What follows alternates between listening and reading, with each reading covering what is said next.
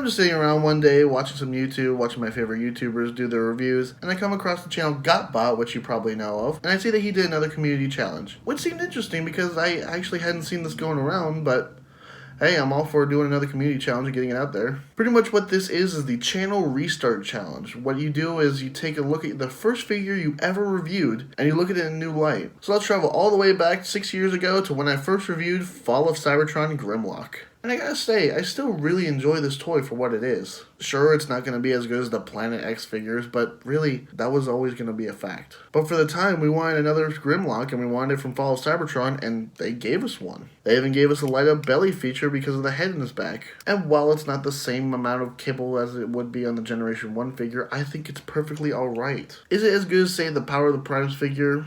That's up for debate. It just depends on what you want. If you want something more futuristic-y, but a little hollow around the back, or if you want something more along the lines of G1 with some combiner bits on it. Me personally, this is definitely the one that I'm going to be having on my classic shelf, but this one's definitely sticking around. As what though, I'm not entirely sure, but I'll figure something out. As you may remember, he comes with this awesome sword and shield, which it's still pretty good. I never really used these though, but coming back to it after all this time, I've definitely noticed some problems. Like some of the joints are a little on the loose side, like this arm over here, and his feet definitely don't like to stand up because of the lack of heels, and his knees can definitely be really frustrating.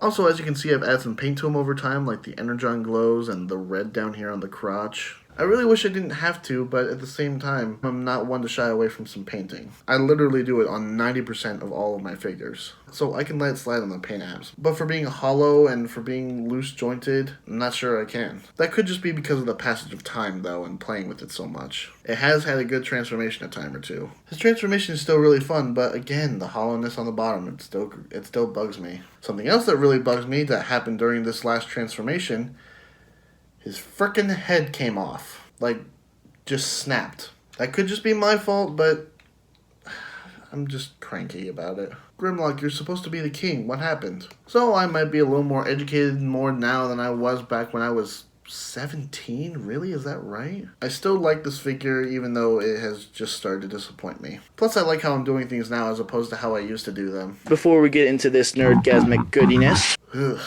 Anyway guys, that has been the channel restart challenge from me. If you want to have a look at it, please do so. I always love seeing community challenges done by other people. Shout out to GotBot for showing me that this challenge exists, and yeah. Thank you all very much for watching. I've been 01 Transfan, the number one, and I'll talk to you all next time. Take it easy guys.